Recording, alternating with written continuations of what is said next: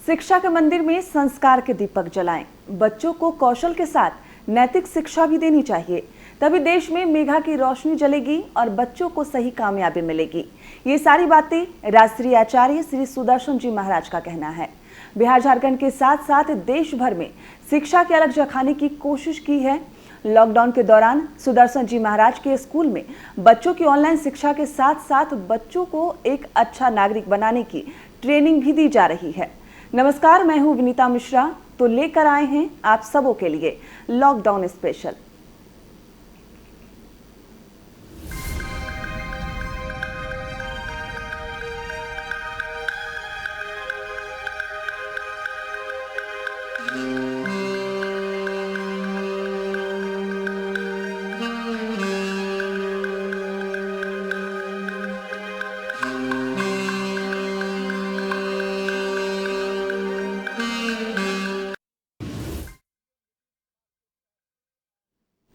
Lockdown में कैसे करें पढ़ाई और कैसे होगी बच्चों की ट्रेनिंग, कैसे इस संकट की घड़ी में उनका एजुकेशन बिना रोक टोक जारी रहे, इन सभी बातों पर आज हमारे साथ बिहार झारखंड के 3 बड़े स्कूलों के प्रिंसिपल हमारे साथ जुड़ेंगे।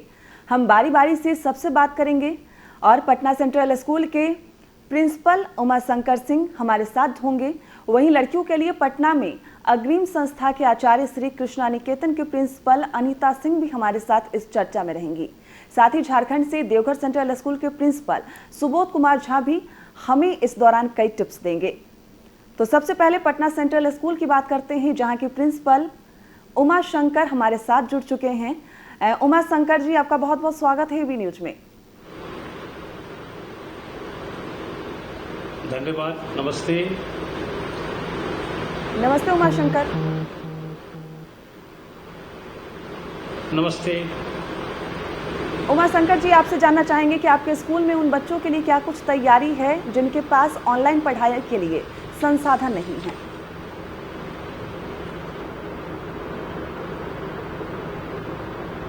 वैसे तो सच कहूँ तो हमारे जितने सारे बच्चे हैं 100% सभी बच्चों के पास मोबाइल है, सभी लोगों के पास व्हाट्सएप की भी सुविधा है।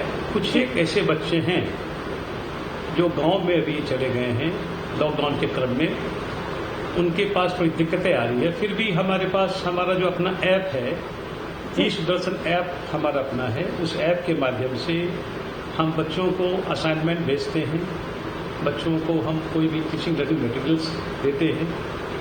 उसके साथ साथ हमारे वेबसाइट्स भी हैं, तो वेबसाइट्स के माध्यम से भी हम टीचिंग मटेरियल उन बच्चों के लिए उपलब्ध कराते हैं जो गांव में हैं, जो जुड़ नहीं पाए हैं। लेकिन मुख्यतः सभी बच्चे व्हाट्सएप से जुड़े हुए हैं। इसके अलावा जिन बच्चों को दिक्कतें होती हैं उनको व्यक्तिगत स्तर पर पर्सनल इंटरेक्शन के द्वारा जो कंसर्न सब्जेक्ट टीचर है उनसे बात करते हैं, उनको बताते भी हैं। और इसके अतिरिक्त सीबीएसई और एनसीईआरटी ने कुछ नॉलेज शेयरिंग पोर्टल भी लॉन्च किए हैं, जैसे ई दीक्षा, विद्या। इसके भी हम लोगों ने बच्चों को, पेरेंट्स को सलाह दी है, इसके माध्यम से भी उसका लाभ उठा सकते हैं। और व्यक्तिगत जो टीचर जो पढ़ा रहे हैं, जो अलग अलग सब्जेक्ट के जो शिक्षक हैं, उनको भी ऐसा गाइडेंस दे दिया गया है कि ऐसे बच्चों की पड़ताल करें, पता करें। फिर बच्चों के पास ऑनलाइन सुविधा नहीं है, जो बच्चों के पास जो हम जूम क्लासेस से कर रहे हैं, जूम क्लासेस का नेटवर्क प्रॉब्लम भी होता है, तो उन बच्चों को व्हाट्सएप के माध्यम से मटेरियल दें, उनसे व्यक्तिगत रूप से बात भी करें। उमा शंकर जी, हालांकि आप ऑनलाइन बच्चों को शिक्षा दे रहे हैं, तो ऑनलाइन शिक्षा का क्या बच्चों के स्वास्थ्य पर भी कोई इसका प्रभाव पड़ रहा है? क्या मनोवैज्ञानिक कोई पहलू इसका? सच्ची बात तो ये है कि बच्चे जितने आज के बच्चे वो डिजिटल नेटिव्स हैं। बच्चे बहुत टेक्नो सेवी हैं। पढ़ाई की जो विधि है, जो प्रविधि है ऑनलाइन, वो बच्चे काफ़ी अभिरुचि के साथ, इंटरेस्ट के साथ भी करते हैं। और मनोवैज्ञानिक पहलू ये है कि पहले जब बच्चों ने शुरू की पढ़ाई तो थोड़ी सी दिक्कत हुई थी, जूम वगैरह में परेशानी थोड़ी हुई थी, लेकिन व्यस्त होने के बाद बच्चे काफ़ी अभिरुचि के साथ, क्रियाशीलता के साथ वो काम कर रहे हैं। चूँकि हम बहुत क्रिएटिव मेथड से बच्चों को पढ़ाते हैं, उस पर हम प्रोजेक्ट भी बच्चों को दे रहे हैं, ऑनलाइन लाइव प्रोजेक्ट भी देते हैं, लाइव सेशन भी करते हैं, कॉम्पिटिशन भी करवा रहे हैं। अब बच्चों की रुचि उसमें और जगने लगी और इससे कोई विशेष दिक्कत नहीं, क्योंकि तो बच्चे की रुचि के अनुसार जो आजकल के बच्चे ज़्यादा टेक्नो सेवी हैं, वो हमारे बच्चे डिजिटली काफ़ी साउंड हैं और चीज़ों को बहुत जल्दी परखते भी हैं। जहाँ तक टेक्नोलॉजी की बात है, बच्चे बहुत जल्दी तीव्रता से उन चीज़ों को सीखते हैं, इससे बहुत दिक्कत नहीं हो रही है।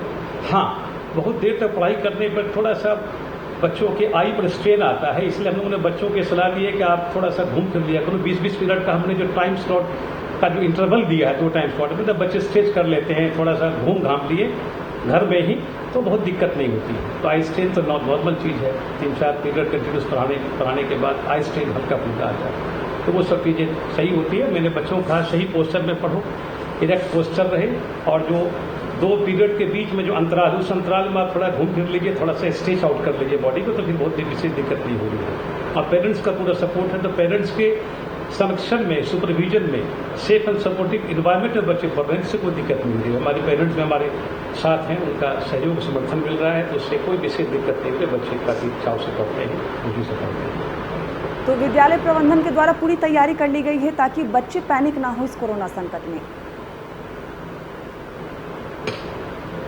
जी हाँ मैडम, हमारे जैसे लॉकडाउन पीरियड के बाद खत्म होने के बाद पोस्ट लॉकडाउन की हमारी पूरी तैयारी है। जैसे हम बच्चों को सेफ्टी ड्रिल कराएंगे, बच्चों का एग्जिट प्लान क्या है, एंट्री प्लान क्या है, अलग अलग लोकेशंस का, अलग अलग लैब्स का, अलग अलग जो क्लासरूम्स है वहाँ पर किस तरह से बच्चे बिहेव करेंगे, एक नई पद्धति, जीवन पद्धति, व्यवहार पद्धति के अनुरूप बच्चों को ढालना पड़ेगा, क्योंकि अभी जिंदगी के साथ, जीवन के साथ कोरोना चल रहा है। तो जैसे विद्यालय पोस्ट लॉकडाउन के हमारे जो प्लानिंग है, उसमें हम बच्चों का exit plan, entry plan, safety drill भी कराएंगे बच्चों को। हम कक्षावार बच्चों को बुलाएंगे ताकि हम बच्चों को एक ट्रेन प्रशिक्षित करते, फिर बच्चों को कोई दिक्कत नहीं होगी, बच्चे व्यस्त हो जाएंगे उससे। अब बच्चों को हमेशा प्रेरित भी करते हैं। हम प्रत्येक दिन मॉर्निंग में वैल्यू एजुकेशन क्लास भी बच्चों को देते हैं, टीवी पर चैनल पे आध्यात्मिक प्रवचन भी आते हैं, हमारे गुरुदेव के अन्य प्रवचन भी आते हैं, ताकि बच्चों हमेशा बच्चे में प्रेरित महसूस करें। बच्चों को ऐसा प्रोजेक्ट हम देना चाहते हैं जो बच्चे समझें कि आज का जो संकट काल है, जो विषम परिस्थिति है, जो परिवेश है, कि कोरोना का प्रभाव प्रेरणा, इस पर बच्चे समझ इस चीज़ को महसूस करें, अपनी अनुभूति शेयर करें, अपना अनुभव शेयर करें कि वो कितने आत्मनिर्भर बन रहे हैं। वो समझ ये पाएंगे कि सच में अभी प्रकृति में जो एक संतुलन आया है, प्रकृति में जब समीकरण आया है, संतुलन आया है, उस चीज को भी बच्चे एहसास करें, वह भी उनकी एक शिक्षा और सीख का पार्ट है, उसका भाग है। बच्चे इसको महसूस भी करते हैं। जो महत्वपूर्ण सवाल है कि हालांकि लॉकडाउन का पीरियड चल रहा है, बच्चों को ऑनलाइन क्लासेज कराई जा रही है, ये उन बच्चों के लिए कितना कारगर है जो किताबों और कॉपियों से ही संतुष्ट होते थे? ये कारगर है निश्चित रूप से। ये पूरे रूप से देखें कि समेकित रूप से देखें तो वो प्रभाव तो नहीं आ पाएगा जो ह्यूमन टीचर्स डायरेक्ट क्लासरूम में, कैंपस क्लासेज में करते हैं। लेकिन जहाँ तक ओवरऑल एक सीखने की बात है, एकेडमिक एक्सेलेंस की बात है, उसमें कोई दिक्कत नहीं रही। चूंकि मैंने कहा बच्चे अपने रुचि के साथ पढ़ रहे हैं, बच्चों को उन्होंने टेक्निक, नए तरीके और तकनीक से बच्चों को पढ़ा रहे हैं, तो बच्चों को बहुत दिक्कत नहीं हो रही है। और सो फार जहाँ कॉपी किताब की बात है, तो हमारे पास आजकल ई वर्जन ऑफ बुक्स है, डिजिटल वर्जन से, डिजिटल वर्जन से किताबें हमने बच्चों को मुहैया करा दी है, ई ऐप के माध्यम से दिया है, वेबसाइट पर दिया है। बच्चों को हम लोगों ने पहले इसकी सूचना भी दी, आप एनसीईआरटी से भी आप डाउनलोड कर सकते हो, क्योंकि जीवन का एक जीवन की प्रणाली बन गई है इंटरनेट और डिजिटल, है ना, डिजिटल लिटरेसी। सब लोग को डिजिटल लिटरेसी को अपनाना पड़ेगा, अडॉप्ट करना पड़ेगा, उसका आत्मसात करना पड़ेगा। इससे बहुत दिक्कत नहीं हो रही है कि बच्चे भी इसको चाव से पढ़ते हैं, बड़ी रुचि से ई ऐप से डाउनलोड कर लिए, बस्ता भारी नहीं हुआ तो वो उनके पास उपलब्ध है। फिर भी कुछ बच्चों को जहाँ तकलीफ है, उसको हम लोग पर्टिकुलरली इंडिविजुअल बेसिस पे पर्सनल इंटरेक्शन के माध्यम से उसको हम सपोर्ट करते हैं, उसको हम शिक्षित करते हैं और उसकी कमी को पूरा करने की कोशिश करते हैं। वाकई उमा शंकर जी, आपने कई महत्वपूर्ण टिप्स दिए। हमसे जुड़ने के लिए, बातचीत के लिए बहुत बहुत धन्यवाद आपका। आपको बहुत बहुत धन्यवाद, थैंक यू। और अब बात करते हैं पटना के ही अग्रणी लड़कियों के लिए स्कूल आचार्य श्री कृष्णा निकेतन की, जहां की प्रिंसिपल अनीता सिंह हमारे साथ जुड़ गई हैं। अनीता जी, एबी न्यूज में बहुत बहुत स्वागत है आपका। धन्यवाद, नमस्कार। अनीता जी, हालांकि लॉकडाउन चल रहा है और लॉकडाउन में सबसे बड़ा सवाल तो यही उठता है कि बच्चों की पढ़ाई कैसे पूरी हो। प्रशासन और सरकार को क्या कुछ सुझाव देने चाहेंगे?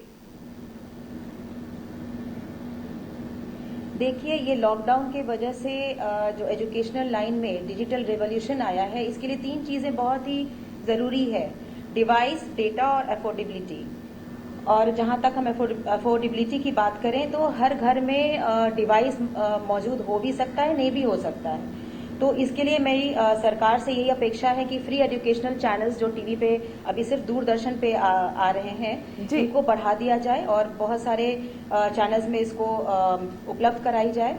रेडियोज के माध्यम से प्री रिकॉर्डेड एजुकेशनल कंटेंट ये हम प्रसारित कर सकते हैं। इकोनॉमिकली वीकर सेक्शन जिनके पास एक जी हेलो जी मैं सुन पा रही हूँ।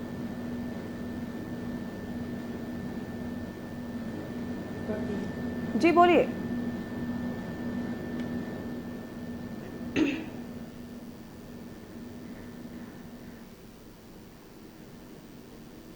अनीता जी, हालांकि कई ऐसे बच्चे हैं जिनके पास संसाधन की कमी है, ऑनलाइन क्लासेस नहीं कर पा रहे हैं, तो उनकी पढ़ाई कैसे कंप्लीट हो, क्या कुछ उनको करने चाहिए ताकि उनकी पढ़ाई प्रभावित ना हो?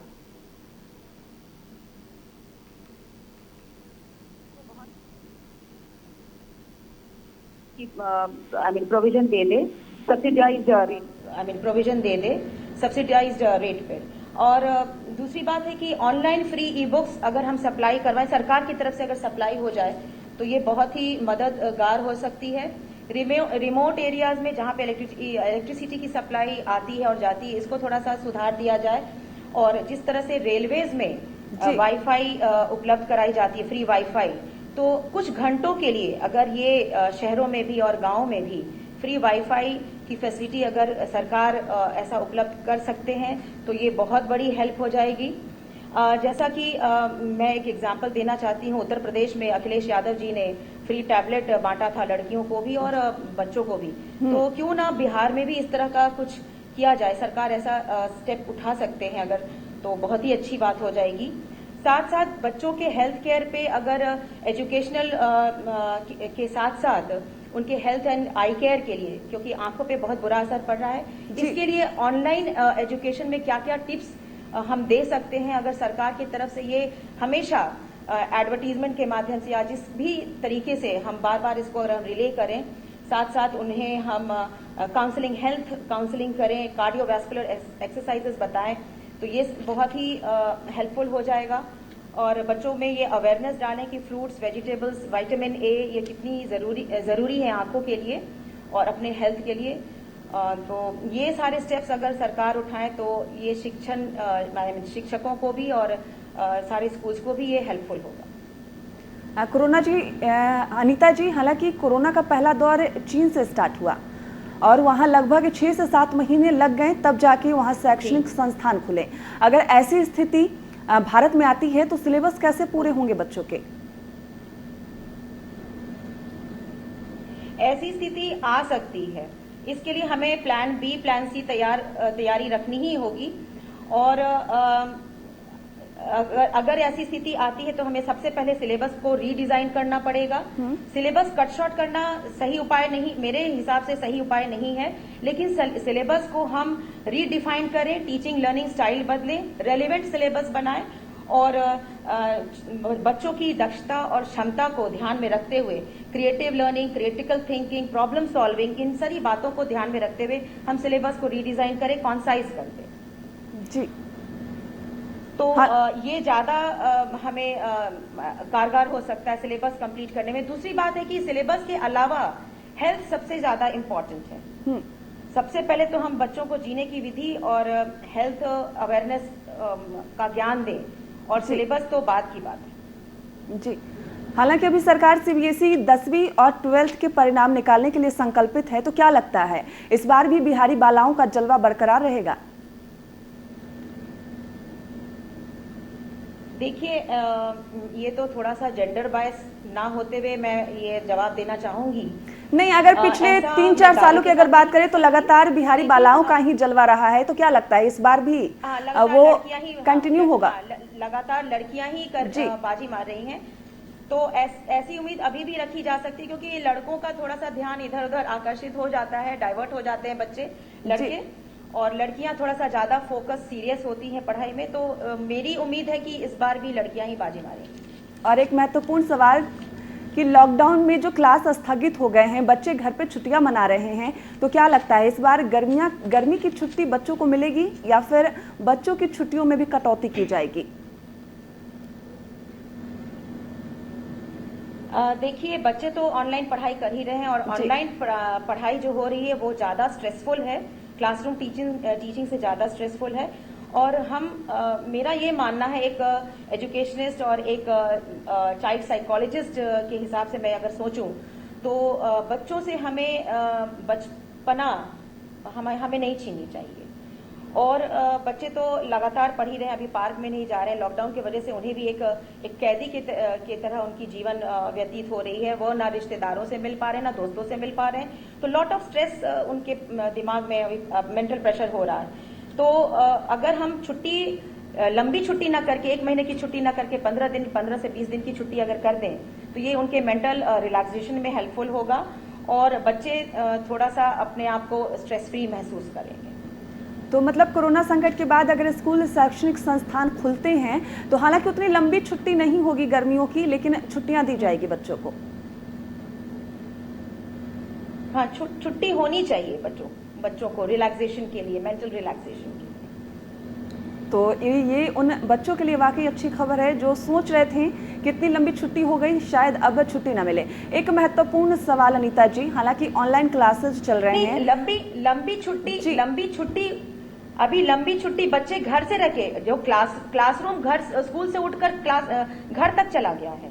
छुट्टियां वैसी छुट्टियां नहीं हुई, बच्चे तो लगातार पढ़ ही रहे हैं, लेकिन उन्हें जो एक मेंटल रिलैक्सेशन मिलना चाहिए, 10 दिन 15 दिन जो भी हो, लेकिन एक उन्हें ब्रेक तो मिलना चाहिए। अगर गाड़ी लगातार चलती जाएगी और ब्रेक नहीं लगाएंगे तो वो एक्सीडेंट होने का डर होता है। तो उसी तरह बच्चों को मेंटल स्टेबिलिटी लाने के लिए, बच्चों में मेंटल स्टेबिलिटी लाने के लिए थोड़ी सी रिलैक्सेशन देने की जरूरत है। थोड़े कम दिनों की छुट्टी जरूरी है। जो बच्चे ऑनलाइन क्लासेज कर रहे हैं, जो ऑनलाइन क्लासेज नहीं कर पा रहे हैं, कई ऐसे बच्चे होंगे जो ऑनलाइन क्लासेज नहीं कर पा रहे हैं, उनके लिए क्या कुछ व्यवस्था है?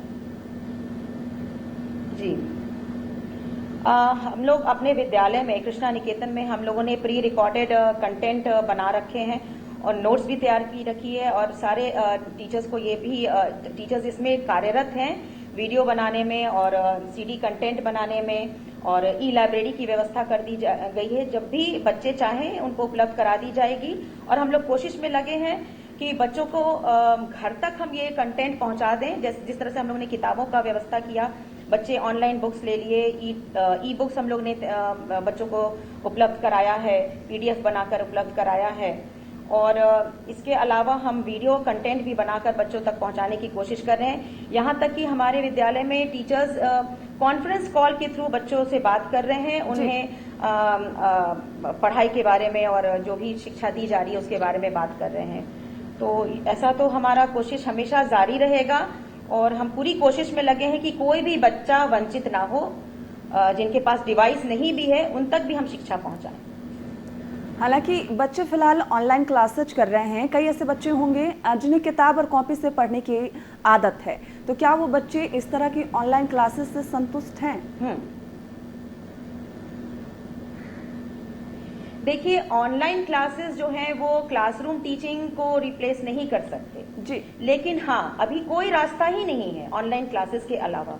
तो बच्चे बहुत जल्दी अडेप्ट कर लिए हैं इस प्रोसेस को और बच्चे इसमें धीरे धीरे ढल जा रहे हैं और बच्चों की क्रिएटिविटी उभर के आ रही है और ये दिख रहा है कि ये पॉजिटिव रिजल्ट है। लेकिन जैसे हम लोग ऑनलाइन क्लासेस करते हैं तो किताब तो रहता ही है सामने में, बच्चे किताबों से भी पढ़ते हैं और उसको मिलाते हैं, तो वो संतुष्टि कितने परसेंटेज तक है वो तो फीडबैक में हमें पता चल जाता है। लेकिन कुछ बच्चे जो जैसे स्पेशल नीड्स वाले बच्चे हैं वो थोड़ा सा उनको डिफिकल्टी है, तो उनके लिए भी हमें कुछ सोचना पड़ेगा स्पेशल नीड्स वाले बच्चों के लिए कि उन तक, जैसे आप न्यूज देखते होंगे कुछ साइन लैंग्वेज होते हैं, तो उस तरह का हमें कुछ सोचना पड़ेगा सरकार की तरफ से।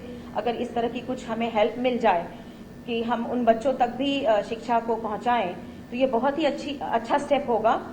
और जैसा कि मैंने कहा कि क्लासरूम के बदले में ऑनलाइन टीचिंग, ये replacement, it is just supplementary, एक सप्लीमेंट्री है ऑनलाइन टीचिंग, बट वो रिप्लेस नहीं हो सकता। जी, वाकई अनीता जी, आपने कई महत्वपूर्ण टिप्स दिए। हमसे बातचीत के लिए, तमाम जानकारी के लिए बहुत बहुत धन्यवाद आपका। धन्यवाद। आप देख रहे हैं लॉकडाउन स्पेशल। अभी तक हमने पटना सेंट्रल स्कूल और आचार्य श्री सुदर्शन कृष्णा निकेतन के प्रिंसिपल से बात की और अब आपको ले चलते हैं देवघर की नगरी बाबा धाम, जहां Deoghar central school principal Subodh Kumar Jha हमारे साथ जुड़ गए हैं। सुबोध जी, बहुत बहुत स्वागत है आपका एबी न्यूज पर। धन्यवाद मैम। लॉकडाउन स्पेशल प्रोग्राम चल रहा है और हम बात कर रहे हैं कि बच्चों की पढ़ाई कैसे हो। कोरोना का जो समय चल रहा है, जो विद्यार्थी हैं, जो छात्र हैं, कितने प्रभावित हो रहे हैं? वैश्विक महामारी के कठिन दौर में जहां समस्त मानव जीवन पर एक विपरीत प्रभाव पड़ रहा है, वहीं छात्रों के जीवन में भी इसका प्रत्यक्ष प्रभाव देखा जा सकता है जी। बच्चे कुंठित, एकाकी व जीवन के प्रति निराशा प्रदर्शित करते हैं और अंधकार में भविष्य की भयावहता से सिहर उठते हैं जी। वे इस बात को आत्मसात करने में अपने आप को तैयार ही नहीं कर पा रहे हैं कि संकट की यह घड़ी टल जाएगी और सुनहरा भविष्य सामने खड़ा होगा। जी सुबोध जी, क्या लगता है कि ऑनलाइन शिक्षा पद्धति बच्चों के लिए लाभकारी है? शिक्षा में नवाचार के प्रयोग उसे और भी प्रभावी बनाया जा सकता है जी। हमारे महाराज जी भी इस बात को हमेशा प्रेरित करते हैं कि बच्चों को कक्षा की परिधि से बाहर निकालकर उनमें सृजनशीलता पैदा करो जी। ऑनलाइन शिक्षण पद्धति आधुनिक समय में शिक्षण को प्रभावशाली तथा तथ्यात्मक बनाने का एक साधन है और शायद इस महामारी के दौर में एकमात्र ही विकल्प है। इस व्यवस्था की अपनी सीमाएं हैं, पर वर्तमान में कोई अन्य विकल्प मौजूद भी नहीं है जी। ये जो कोरोना संकट है, आपके विद्यालय प्रबंधक की क्या कुछ तैयारी है? जो बच्चे हैं उनका सिलेबस समय से पूरा किया जा सके, क्या कुछ तैयारी की गई है? आचार्य श्री के संरक्षण में चलने वाले सभी विद्यालय आपदा की इस घड़ी में भी बच्चों को ससमय समग्र शिक्षा प्रदान करने के लिए कृत संकल्पित हैं। हम सबों ने इसकी तैयारी कर कार्यान्वयन भी शुरू कर दिया है जी। हम बच्चों को संचार माध्यम के द्वारा घरों में ही पठन पाठन की व्यवस्था कर रहे हैं। हमारे संस्थान ने खुद का सर्वर विकसित किया है जो सुदर्शन वर्ल्ड के नाम से हम लोगों ने इंस्टॉल किया है, जिसके माध्यम से अध्यापक घर बैठ ही प्रस्तावित पाठ्यक्रम के आधार पर नियमित रूप से ऑनलाइन कक्षाओं का आयोजन कर रहे हैं। समय समय पर अभिभावकों से भी उनके विचारों को जाना जा रहा है, साथ ही बच्चों के गृह कार्य का नियमित मूल्यांकन भी किया जा रहा है जी। ये जो कोरोना संकट है, लॉकडाउन के दौरान बच्चों की पढ़ाई काफी प्रभावित हुई है। विद्यालय प्रबंधक की ओर से क्या कुछ सुझाव देंगे? सरकार को क्या कुछ सुझाव देना चाहेंगे? हमारे माननीय प्रधानमंत्री श्री नरेंद्र मोदी जी और हमारे झारखंड स्टेट के मुख्यमंत्री श्री हेमंत सोरेन जी, दोनों की एक ही मंशा है जो कोरोना संकट के दौर में भी बच्चों को समग्र शिक्षा प्रदान किया जाए, उसके लिए संचार माध्यम को और प्रभावी बनाने की आवश्यकता है। हाल ही में एक देख रहा था जो गुमला जिला के किसी क्षेत्र में बच्चों को इंटरनेट की कनेक्टिविटी प्राप्त करने के लिए ऊंचे पहाड़ पर चढ़ना पड़ता था जी। जो एक दुस्सह कार्य है। वहाँ शिक्षक सारे बच्चों को ले जाते थे और मोबाइल से बच्चों को पढ़ाते थे। तो कनेक्टिविटी हर जगह हो संचार माध्यम का, इसकी व्यवस्था की जानी चाहिए और जो भी इसमें टूल्स की आवश्यकता होती है वो सस्ते दरों में उपलब्ध कराया जाए ताकि बच्चे इसका लाभ उठा पाएं। सुबोध जी, जो ऑनलाइन क्लासेस चल रहे हैं, बच्चों के स्वास्थ्य पर क्या कुछ प्रभाव डाल रहा है? अगर इसका मनोवैज्ञानिक पहलू देखें तो क्या कुछ असर हो रहा है इसका? देखिए, टेक्नोलॉजी का बहुत ज्यादा इस्तेमाल बच्चों के मनस्थिति पर घातक प्रभाव भी डालता है और मोबाइल का इस्तेमाल, मोबाइल के माध्यम से बच्चे पढ़ाई कर रहे हैं तो उनके दिमाग और आंखों पर जोर पड़ रहा है और उनमें एकाकीपन ज्यादा विकसित कर रहा है जो आने वाले समय में उसके लिए घातक हो सकता है। तो कक्षा का जो लाइव क्लासेस हम लोग विद्यालय परिसर में प्रोवाइड करते हैं उसका विकल्प तो ये ऑनलाइन कक्षाएं हो ही नहीं सकती हैं, लेकिन समय के मांग को देखते हुए कुछ तो परिवर्तन जरूरी है और बच्चों को शिक्षा से जोड़े रखने का यह एक साधन है जिसका हम लोग इस्तेमाल कर रहे हैं। जी, वाकई सुबोध जी, आपने कई महत्वपूर्ण जानकारी दी। हमसे जुड़ने के लिए, बातचीत करने के लिए बहुत बहुत धन्यवाद आपका। धन्यवाद मैम, धन्यवाद। तो आप देख रहे थे एबी न्यूज का लॉकडाउन स्पेशल और इस दौरान हमारे साथ बिहार झारखंड के 3 बड़े स्कूलों के प्रिंसिपल हमारे साथ जुड़े हुए थे। हमने बारी बारी उनसे बात की और हमारे साथ जुड़ी हुई थी पटना सेंट्रल स्कूल की प्रिंसिपल उमाशंकर सिंह और साथ ही अग्रणी संस्थान आचार्य श्री कृष्णा निकेतन की प्रिंसिपल अनीता सिंह और उसके अलावा झारखंड से देवघर सेंट्रल स्कूल के प्रिंसिपल सुबोध कुमार झा। इन तीनों ने कई महत्वपूर्ण टिप्स दिए कि कोरोना संकट से निकलने के लिए बच्चों किस प्रकार अपनी पढ़ाई कर रहे हैं और क्या कुछ उनके लिए महत्वपूर्ण जानकारी है, उन्होंने वो भी हमसे शेयर की। तो आज के इस खास कार्यक्रम में बस इतना ही। बिहार झारखंड की तमाम खबरों के लिए बने रहिए अजय भारत के साथ।